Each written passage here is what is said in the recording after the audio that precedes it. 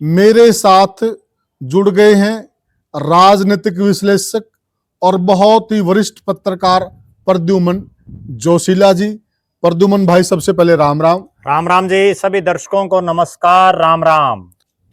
राजनीति की दुनिया की बात करें तो साथियों, हरियाणा विधानसभा चुनाव में कांग्रेस पार्टी की जिस प्रकार से हार हुई है, उसमें आज तक कोई भी एक तो हार की जिम्मेदारी नहीं ले रहा है और कोई भी गुट यह मानने को तैयार नहीं है कि हमारी वजह से हार हुई है।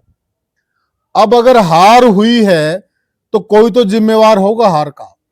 आज हम बिल्कुल इस चीज का पूरा निचोड़ निकालेंगे, पूरा विश्लेषण करेंगे कि हकीकत में अगर कोई काम हुआ, अगर देखो धुआं है तो आग भी होगी और हार हुई है तो कारण भी होंगे और कारण होंगे तो किसी की जिम्मेवारी भी होगी। बिल्कुल आपको बेनकाब करके सामने लाके खड़ा कर देंगे कि हार का असली जिम्मेदार यह चेहरा है, इनकी वजह से हार हुई है। और बहुत सारे वीडियो इस विषय पे बन लिए है कि हार किसकी वजह से हुई है। मेरे साथ जुड़ गए हैं राजनीतिक विश्लेषक और बहुत ही वरिष्ठ पत्रकार प्रद्युमन जोशीला जी। प्रद्युमन भाई, सबसे पहले राम राम। राम राम जी। सभी दर्शकों को नमस्कार, राम राम। प्रद्युमन भाई, देखिए जी, इसमें कोई दो राय नहीं है। लग ऐसा रहा था कि इस बार कांग्रेस पार्टी हरियाणा में आने वाली है जी। और आते आते इस प्रकार से अटकी, कहते नहीं भी आसमान से गिरे खजूर पे अटके। बिल्कुल। तो ये जो हार हुई है इसका कोई तो जिम्मेवार होगा, कोई जिम्मेवार ही नहीं बन रहा। आज बिल्कुल पूरा निचोड़ और चीर फाड़ कर दीजिए कि हकीकत में हार किसकी वजह से हुई। देखो, निश्चित रूप से एक बात कहते हैं ना जी। कि हरियाणा में तो वो हो गया, यहाँ बीजेपी की जीत से ज्यादा हम्म, कांग्रेस की हार की चर्चा है। बिल्कुल सही कह रहे हैं। और कांग्रेस की हार की चर्चा किस कारण है? वो इस कारण है कि माहौल ऐसा दिखाई दे रहा था जी। कि वास्तव में कांग्रेस सत्ता के नजदीक आएगी। अब आज के इस वीडियो में हम इस विषय पर चर्चा करेंगे जिससे दर्शकों को ये समझ में आएगा जी, कि वो माहौल बना किस वजह से। बिल्कुल सही कह रहे हैं। क्योंकि हार की चर्चा तब हो रही है जब माहौल बहुत जबरदस्त था। बिल्कुल। अब माहौल किस वजह से बना, उस माहौल बनाने में किसने रोड़े अटकाए, जी, किसने मेहनत नहीं की, जी, जब वो चीज समझ में आएगी। और किसने मेहनत की, बिल्कुल, किसने मेहनत की, किसने वो माहौल बनाने का काम किया, तब लोगों को ये चीज समझ में आएगी कि आखिर हार किस कारण से हुई। जी। 5 साल का समय मिला 2019 से और 2024 तक। जी। मनोहर लाल जी मुख्यमंत्री रहे 4.5 साल। जी। आखिर के 5-6 महीने नायब सिंह सैनी प्रदेश के मुख्यमंत्री रहे। बिल्कुल। वो जो लोकसभा का चुनाव हुआ उससे पहले जो 4.5 साल का कार्यकाल था, जी, उस 4.5 साल के कार्यकाल में प्रदेश में कांग्रेस के 2 प्रदेश अध्यक्ष बने। जी। पहले कुमारी शैलजा थी, वो 2019 के विधानसभा चुनाव से एन पहले अशोक तंवर को हटा करके कुमारी शैलजा को बना दिया गया। बिल्कुल। लगभग 3 साल रही वो। जी। उसके बाद उदय भान जी को बना दिया। जी। उदय भान जी एक तरह से हम ये कह सकते हैं कि हुड्डा साहब की ही एक तरह से रबर स्टैंप टाइप में वो रहे। बिल्कुल। जैसा हुड्डा साहब ने कहा वैसा ही उन्होंने किया। जी। लेकिन कुमारी शैलजा तो फ्री हैंड थी। कुमारी शैलजा ने अपना जो उनका 3 साल के आसपास का कार्यकाल था, जी, जिसमें उन्होंने पहली बात तो ये थी कि हरियाणा में किस तरह का एक गुट बनाने का उन्होंने काम किया, जी, जिसको एसआर के गुट बोला गया। अच्छा। जिसमें शैलजा, रणदीप और जो है किरण, वो लगातार चला उनका। जब किरण वहां से चलेगी तो उसमें एसआर बी बन गया, वीरेंद्र सिंह आगे। जी। पहली बात तो ये थी कि कुमारी शैलजा को ऐसी क्या जरूरत आन पड़ी, जी, कि कांग्रेस के अंदर ही उन्होंने अपना एक अलग गुट बना लिया। बिल्कुल। और वो भी उसका बाकायदा बाई नेम लोग लेने लगे उसके कार्यकर्ता के एसआर के। प्रद्युमन भाई, बीच में एक चर्चा यह भी हुई थी कि ये एसआरबी की बजाय शराब, जी, इसमें एक ए और आ गया था, कैप्टन अजय सिंह यादव। बिल्कुल बिल्कुल, कैप्टन अजय सिंह यादव भी आगे थे, जी, जो कि शराब हो गया था। जी। एसआर ए बी बन गया था। हाँ जी। तो इसमें क्या था कि कुमारी शैलजा जब प्रदेश के अध्यक्ष बनी, जी, तो उन्होंने प्रदेश में कांग्रेस को मजबूती दिलाने के लिए कोई विशेष नहीं किया। उन्होंने अलग अलग हलकों में को गिने चुने चुनिंदा सी जनसभाएं की, जी, कोई बहुत लंबे चौड़े एजिटेशन, धरने, जुलूस, प्रदर्शन कहीं नहीं किया जी। और जहां भी उन्होंने छोटे मोटे किए वहां भी उनका इतना सिस्टम था कि अगर वो हिसार में कोई प्रोग्राम करते तो जितने उसके पास गिने चुने लोग पूरे हरियाणा से थे, गिने चुने, वो सारे वहां आ जाते। भिवानी करते वो सारे भिवानी आ जाते, सिरसा करते वो सारे सिरसा आ जाते। और जो है हरियाणा के एक बहुत बड़े हिस्से में तो उनकी हिम्मत ही नहीं हुई कि कहीं कुछ कर पाए वो। तो कुमारी शैलजा प्रदेश अध्यक्ष जब बनी, उन्होंने कांग्रेस की मजबूती के लिए कोई विशेष वो नहीं कर पाई, ना कोई बड़ी ज्वाइनिंग वो करवा पाई। लोग माहौल कैसे बनता है? माहौल दो चीजों से बनता है या हरियाणा प्रदेश में 100 के आसपास ऐसे नेता हैं जो हर 5 या 10 साल में दल बदल लेते हैं या तो उनमें से वो 50-40 को अपनी पार्टी में शामिल करवा लेती, एक माहौल बन जाता। बिल्कुल, माहौल तो तभी बनता है ना, कोई एक्स एमएलए, कोई एक्स कैंडिडेट, कोई मजबूत दावेदार, कोई नॉमिनेटेड सा पर्सन, कोई ऐसा आदमी हो जिसका कोई वजूद है समाज में, वो जब ज्वाइन करें। या आप जलसे जुलूस प्रदर्शन वो करो जिससे एक माहौल बने, जनता आपके साथ लगे, जन आंदोलन बनाओ। वो दोनों ही काम करने में टोटली फेलियर रही कुमारी शैलजा। उनके साथ जो दो नेता और थे, रणदीप सिंह सुरजेवाला, वो तो एक अपनी कैथल को छोड़ के कहीं दिखे नहीं। वो भी कैथल में हफ्ता 10 दिन 15 दिन में एक आध बार, बाकी तो कहीं पूरे हरियाणा में दर्शक भी बता देंगे कि आपके एरिया में वो कितनी बार आई। बिल्कुल, वरना तो राष्ट्रीय महासचिव पार्टी के मीडिया सेल के इंचार्ज, राष्ट्रीय प्रवक्ता कोई छोटी चीज थे। प्रद्युमन भाई, थोड़ा सा मैं एक चीज और जोड़ना चाह रहा हूँ। देखिए, दीपेंद्र सिंह हुड्डा और भूपेंद्र सिंह हुड्डा दोनों का कद बड़ा है। भूपेंद्र सिंह हुड्डा 2 बार मुख्यमंत्री रहे हैं, सांसद कई बार रहे हैं। दीपेंद्र सिंह हुड्डा भी कई बार के सांसद हो चुके हैं। वह आज भी किलोई हलके में जो हमारे देहात में एक चीज होती कान मुकान है, उसमें आज भी शरीक होते हैं। और जिन नेताओं का आप नाम ले रहे हैं, ये कान मुकान तक नहीं आते, तो लोग इनसे कैसे जुड़ेंगे? इन्होंने तो केवल एक सिस्टम बिठा रखा है बे, 20 से हल्के पूरे हरियाणा में पकड़ रखे इन सारों ने। किरण जी तो अब बीजेपी में चली गई, ठीक है। 20 हल्के ऐसे पकड़ रखे हैं। उन 20 हल्कों में हर हल्के में 2-4 अपने जो चेले चपाटे टाइप के लोग हैं या जो इनके कार्यकर्ता टाइप के लोग हैं, बस उन्हीं के घर कभी चले गए। नए आदमी को तो कोई जोड़ने का सवाल ही नहीं। तो उससे सरकार आ जाएगी। 20 कहानी ये है कि नए लोग कितने आपने जोड़े, ठीक है ना। जो आपके साथ है वो भी भाग रहे हैं और नयों को आप जोड़ नहीं रहे। तीसरे जो नेता वीरेंद्र सिंह, उन्होंने बीजेपी छोड़ के कांग्रेस ज्वाइन की। 6 महीने का समय मिला उनको, मार्च में कर ली उन्होंने कितने के जो है, ब्रजेंद्र सिंह ने मार्च में कर ली, उन्होंने कितने दिन जो है अलग अलग हल्कों में गए। और ब्रजेंद्र सिंह का तो इतना मैं ये कहूंगा कि वो हिसार से 5 साल सांसद रहे। वो जिस दिन उन्होंने कांग्रेस में ज्वाइन करी ना, उसके बाद हिसार की तरफ मुड़ के नहीं देखा। जिस जनता ने आपको बिना मांगे 5 साल के लिए अपना सांसद बनाया, वोट दिए बिना मांगे, और हराया किसको? उस चौधरी भजनलाल के पोते को, जिसने यहाँ हिसार और आदमपुर में खूब भजनलाल जी घूमे और काम भी किए कर रखे हैं। दुष्यंत चौटाला को, चौधरी देवीलाल के पड़पोते को, जिसने लगातार हिसार में वो सक्रिय रहे। जब दुष्यंत एमपी था तो वो कितना सक्रिय था। बिल्कुल। लेकिन ब्रजेंद्र सिंह ने, और आज देख लो 3.5 महीने हो गए चुनाव को, परिणाम को आए हुए। बिल्कुल। हिसार ने जिसने आपको एमपी बनाया 5 साल, आप कोई शुद्ध बुद्ध नहीं ले रहे, कभी कहीं नहीं आ रहे। बिल्कुल सही कहा। और यहाँ के जनता ने तो उनके पिताजी को ही बनाया था, वीरेंद्र सिंह को, लेकिन नहीं आए। फिर कैप्टन अजय सिंह यादव, कैप्टन अजय सिंह यादव भी कहीं नहीं घूम रहे। अपने एक रेवाड़ी हल्के को छोड़ दो, तो इसके अलावा वो बताओ कहाँ गए हैं। बिल्कुल सही। इनको सिर्फ बात ये है कि मेहनत तो करे कोई और मलाई, अगर मुख्यमंत्री की कुर्सी चाहिए और कुछ नहीं, मेहनत हम नहीं करेंगे, मेहनत करो और। अब मेहनत किसने करी? अब हम दूसरे एंगल पर आते हैं। भले ही 3 साल के आसपास कुमारी शैलजा प्रदेश के अध्यक्ष रही, लेकिन दीपेंद्र सिंह हुड्डा का मेरे ख्याल में कोई दिन ऐसा नहीं गया होगा जिस दिन वो हजारों लोगों से नहीं मिले हो। बिल्कुल। अपनी कोठी पर या हल्के में। ये ठीक है कि उनके अगुवाई में, क्योंकि हुड्डा साहब ही सर्वे सर्वा थे, भले ही उनको डिक्लेयर ना कर रखा था, लेकिन कांग्रेस हारी, इसमें कोई दो राय नहीं है। लेकिन आप ये भी तो देखो कि वो 37 सीटें बढ़ाने का माहौल किसने बनाया? जो 37 सीटें आई, बिल्कुल। माहौल तो 70 सीटों का बना रखा था, लेकिन अगर और कोई मदद ही नहीं करे, एक आदमी क्या करेगा?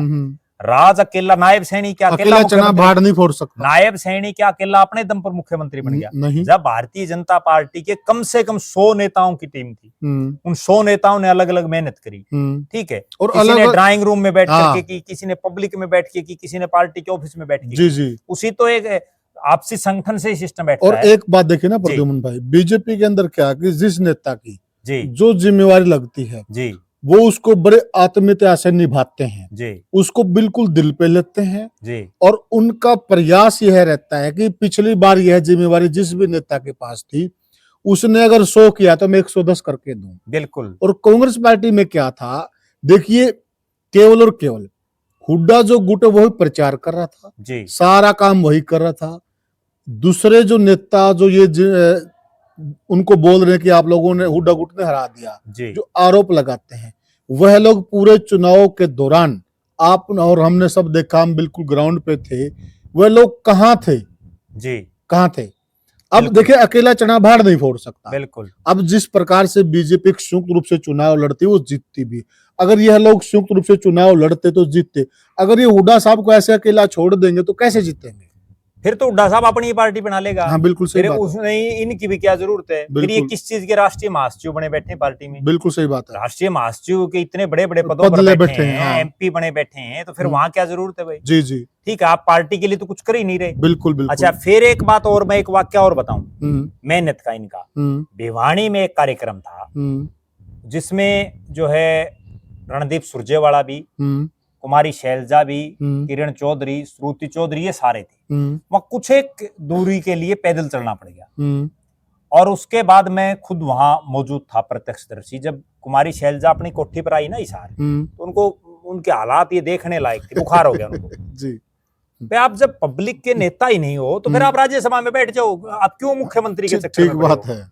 एक तरफ तो आपके कार्यकर्ता ये करते हैं कि भाई हमारी नेत्री को मुख्यमंत्री बनाओ, और दूसरी तरफ आप थोड़ी ही देर पैदल चले, आपको बुखार हो गया। यूं राजनीति थोड़ी चलती है। मैंने मेरी आंखों से एक वाक्य देखा है। दीपेंद्र सिंह हुड्डा ने, कांग्रेस पार्टी ने पूरे भारत में एक यात्रा थी 15 अगस्त पे, तो उस यात्रा के लिए हर नेता को ये कहा था कि हर हल्के में 10-10 किलोमीटर पैदल चलना है जी। और तब आदमपुर बाई इलेक्शन होना था, कुलदीप बिश्नोई ने इस्तीफा दे दिया था। दीपेंद्र हुड्डा ने आदमपुर हल्के के 3 गांव को चुना उस यात्रा के लिए 10 किलोमीटर जी। बालसमंद, बुड़ाक, बांडाएड़ी। तो मैंने खुद ने देखा, वहां सैकड़ों लोग उनके साथ, और बिल्कुल गर्मी। बिल्कुल सही बात है। ठीक है, वो जुलाई के आखिर की बात है, हाँ बिल्कुल गर्मी या थी। अगस्त के शुरू की होंगी। उस दिन कसूता गांव था, और सबसे आगे दीपेंद्र हुड्डा, बाकी सबको पीछे उन्हें छोड़ दिया। और 10 किलोमीटर पैदल चलने के बाद भी इतनी कड़ाके की धूप में उनके चेहरे पर कोई शिकन नहीं थी। और सबसे आगे, सबसे पहले जब हम पूछे ना, उससे पहले तो पूछ रहे थे वहां जी, तो कहीं ना कहीं ये दर्शा रहा है कि मेहनत किसने की। ग्राउंड पर मेहनत करने में जो दीपेंद्र हुड्डा ने मेहनत की उसका कोई तोड़ नहीं है। ठीक है, हार हुई, इसमें कोई दो राय नहीं, और उसकी जिम्मेदारी भी उनको लेनी चाहिए जो वो नहीं ले रहे। लेकिन हकीकत ये है कि वो माहौल बनाने का काम कैसे दीपेंद्र हुड्डा ने किया। उन्होंने अलग अलग गांव में भी जनसभाएं की जी, अलग अलग लोगों के घरों में एक एक दिन में 20-20 चाय के कार्यक्रम किए जी। हमारी शैलजा ने किए हो तो बताओ, रणदीप सुरजेवाला ने किए हो, किरण चौधरी ने किए हो, वीरेंद्र सिंह ने किए हो, अजय यादव ने किए हो, किसी ने भी नहीं की। उनके तो सारे की भी अगर मिला लो तो भी कौन पाओ। बिल्कुल बिल्कुल। उसके बाद उन्होंने उनका जो टूर प्रोग्राम भी अगर आप देखो, दिल्ली से चल करके नारनौल, नारनौल से हिसार, हिसार से क्या पता वो सिरसा, सिरसा से फिर दिल्ली। ठीक बात, मतलब सारा दिन उनका गाड़ी का पहिया। आदमपुर बाई इलेक्शन, ये माहौल कहां से बना हरियाणा में। एक एलनाबाद बाई इलेक्शन हुआ। एलनाबाद बाई इलेक्शन जब हुआ तो कुमारी शैलजा प्रदेश की अध्यक्ष थी जी। बड़ौदा बाई इलेक्शन हुआ तब भी कुमारी शैलजा प्रदेश अध्यक्ष थी जी। और उस समय जो है विवेक बंसल प्रदेश के जो है प्रभारी थे। तो मैंने तीनों उपचुनाव कवर किए, तीनों उपचुनाव में बड़ा डीपली देखा जी। बड़ौदा हल्के में हुड्डा साहब ने भी नहीं, दीपेंद्र ने जो मेहनत की उसकी वजह से भालू वहां से जीता। बिल्कुल सही। वहां किरण चौधरी, शैलजा ये आई जरूर, लेकिन केवल फॉर्मेलिटी। उसके बाद जब एलनाबाद की सीट की बात आई तो हुड्डा साहब ये चाह रहे थे कि भरत सिंह बेनीवाल को टिकट दी जाए, जो दड़बा से एमएलए रहे थे, बड़ा नाम था, जिन्होंने अब बेचोटा लगवा रहा है। बिल्कुल। लेकिन कुमारी शैलजा ने अड़ करके और पवन बेनीवाल को टिकट दिलाई। बिल्कुल। और पवन बेनीवाल वहां बुरी तरह से हारे, तीसरे नंबर पर रही, बहुत बुरी उनकी हार हुई। और कुमारी शैलजा ने पूरे चुनाव में जो अपने इर्द गिर्द वो सारा सिस्टम रखा, हारे। उसके बाद माहौल ये बन गया कि कांग्रेस का कुछ नहीं है। फिर ये यूटर्न आया कि शैलजा को हटा करके और उदयभान को प्रदेश का अध्यक्ष बना दिया, जहां से हवा बनी कांग्रेस की। जी। आदमपुर का उपचुनाव आ गया।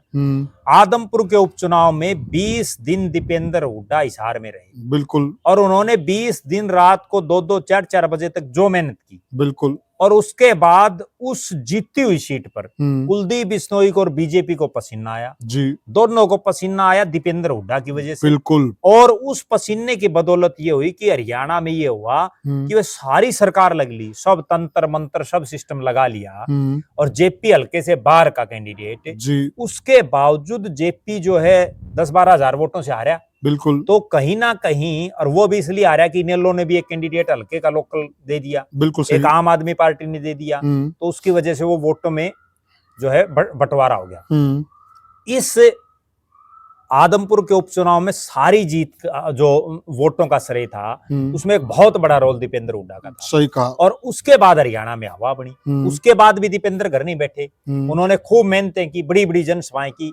हुड्डा साहब में एक कमी भी कह सकते हैं या उम्र का भी एक तगाजा है कि वो गांव लेवल पर जनसभाएं नहीं कर पाए, नहीं पूरे हरियाणा को कवर कर पाए। उन्होंने कई बार ये भी कहा कि हम 90 के 90 हल्कों में रैलियां करेंगे, हम जो है जिला वाइज विपक्ष आपके समक्ष कार्यक्रम करेंगे, फला करेंगे, ढिमका करेंगे। व्यापारियों के लिए भी एक कार्यक्रम उन्होंने शुरू किया, लेकिन वो पूरे स्तर पर उनके नहीं हो पाए। और नहीं हो पाए तो उसका नुकसान कांग्रेस को मिला। हुड्डा साहब ने बड़ी बड़ी रैलियां की, हजारों हजार लोग उसमें आए, और उसमें भी उन्होंने अच्छी भाषणबाजी की। लेकिन समस्या वही थी कि एकजुटता ना होना। जो है बाकी नेताओं को ये लग रहा था कि मेहनत तो करें ये, और फिर जब मड़ाई आए तो वो हम खा लें, ठीक है ना, तो वो चीज तो संभव है नहीं। इसीलिए ये ठीक है 37 आ गई। अगर ये दीपेंद्र हुड्डा की मेहनत की बदौलत, भूपेंद्र सिंह हुड्डा ने जो अपनी एक रणनीति कह सकते हैं, या जिस ढंग से उन्होंने लोगों को एड्रेस किया, उसके बदौलत आई।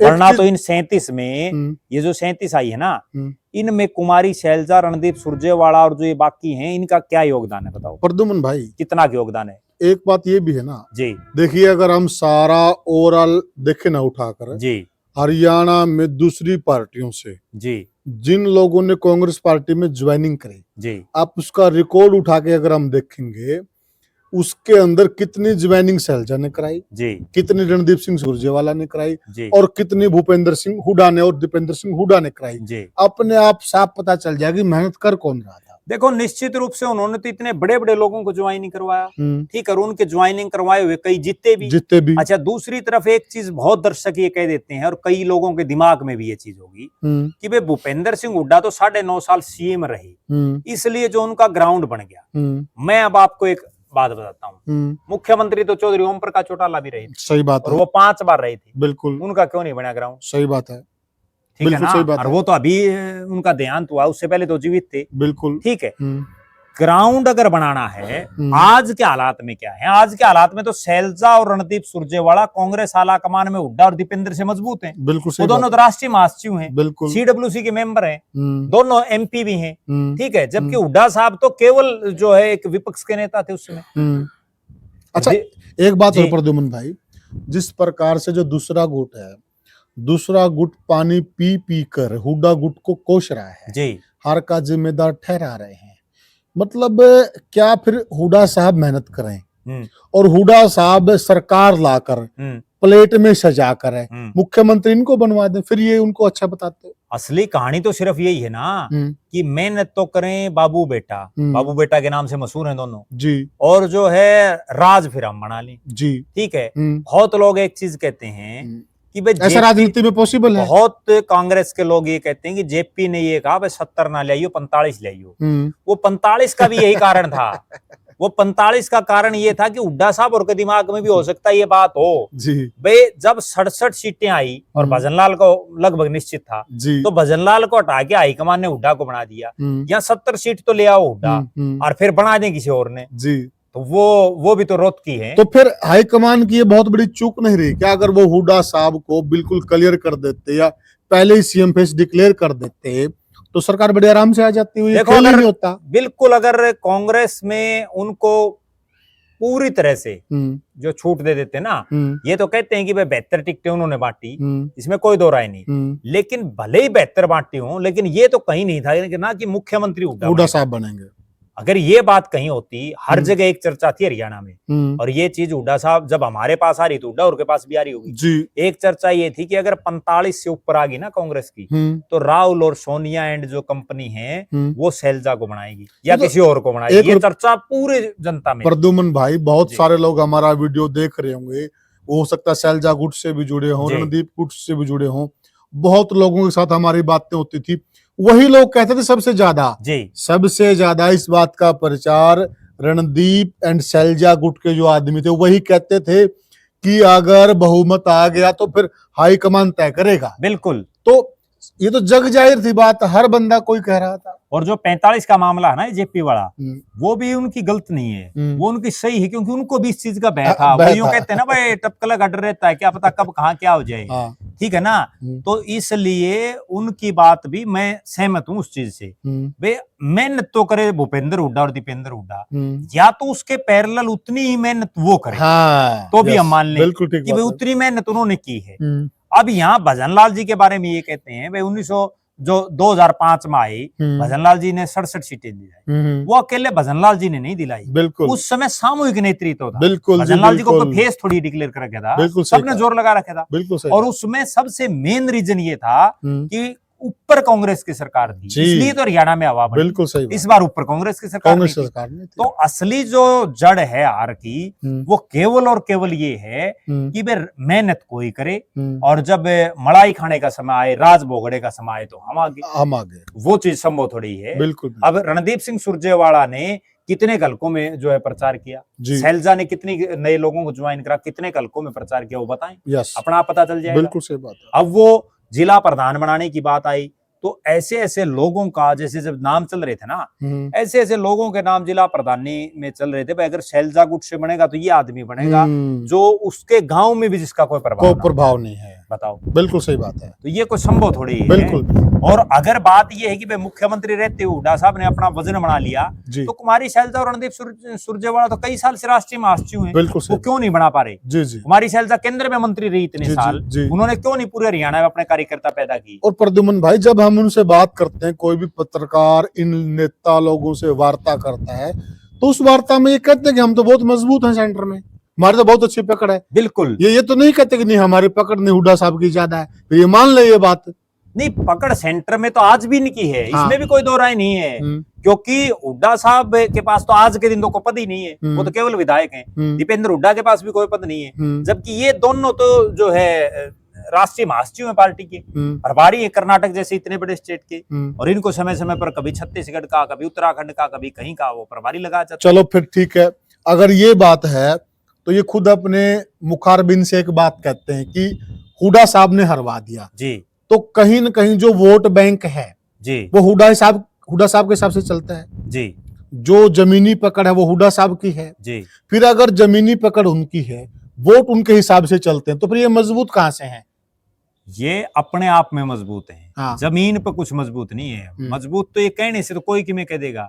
आप एक बात बताओ, अगर इतनी ही मजबूती इनमें हो तो हरियाणा प्रदेश के 20 हलकों को छोड़ दो, 70 हलके तो ऐसे हैं जहां इनका कोई झंडा ठाने वाला बड़ा नेता है ही नहीं इनके पास, जो यूं लगता हो भाई ये कोई मजबूत चेहरा है। पूरे आप यहाँ से शुरू हो जाओ, पूरी भिवानी में किरण चौधरी के जाने के बाद कोई नहीं इनका, दादरी में, उसके बाद महेंद्रगढ़ आप आ जाओ, रेवाड़ी में सिर्फ रेवाड़ी शहर का जो हल्का वहाँ कैप्टन अजय यादव है, उसके बाद इनके पास गुड़गांव में, फरीदाबाद में, पलवल में, पूरा हरियाणा आप क्रॉस कर लो, कहीं भी कोई नहीं है। रोहतक में, सोनीपत में, झज्जर में, जींद में, कहाँ है बताओ? अगर रणदीप सिंह सुरजेवाला इतने बड़े नेता है, तो नरवाना से उनका कैंडिडेट क्यों हार गया? नरवाना से पिछली बार क्यों हार गया? बिल्कुल। बड़ी मैं गजब बात बताता हूँ दर्शकों को, और उससे वो ये अंदाजा लगाएंगे कि रणदीप सिंह सुरजेवाला कितने एक बड़े नेता है जी। पिछली 3 लगातार योजनाओं से रणदीप सिंह सुरजेवाला अपने चहेतों को नरवाना से टिकट दिलवा रहे हैं। ठीक बात है। 2 बार तो विद्या दनोदा को दिलवाई, दोनों बार हारी बुरी तरह से। बिल्कुल। इस बार उन्होंने सतबीर दबलैंड को दिलवाई, जी। बुरी तरह से हारा। बिल्कुल। खुद का हल्का है उसका, बिल्कुल। बताओ किस चीज का नेता है, कहाँ का मजबूत है जहां से वो खुद, जिसने ओम प्रकाश चौटाला घबराया हुआ उस हल्के में। बिल्कुल बिल्कुल। क्यों हारते हैं वो, उसका कारण भी बताऊं। रणदीप सिंह सुरजेवाला इलेक्शन में केवल इस चीज पर कंसंट्रेट करते हैं कि मैं किस तरह से जीतूं या मेरा बेटा कैसे जीते। जी जी। बस कैथल के अलावा कहीं नहीं वो देखते। बिल्कुल बिल्कुल। और फिर कैसे मुख्यमंत्री बनेंगे? अब लोकसभा का चुनाव था, लोकसभा के चुनाव में कुमारी शैलजा लड़ रही थी चुनाव। एसआर के जो गुट था उसमें सिर्फ शैलजा को मिली, एसआरबी में। जी जी। उसमें शैलजा बाकी 9 हल्कों में कहां कहां गई प्रचार के लिए। ठीक बात है। कितने 9 के 9 हल्कों में क्या की उन्होंने जनसभाएं? बिल्कुल सही बात है। बताओ कहीं की हो तो फिर आप क्यों खाम खा बिना काम ठेका ले रहे हो? जी।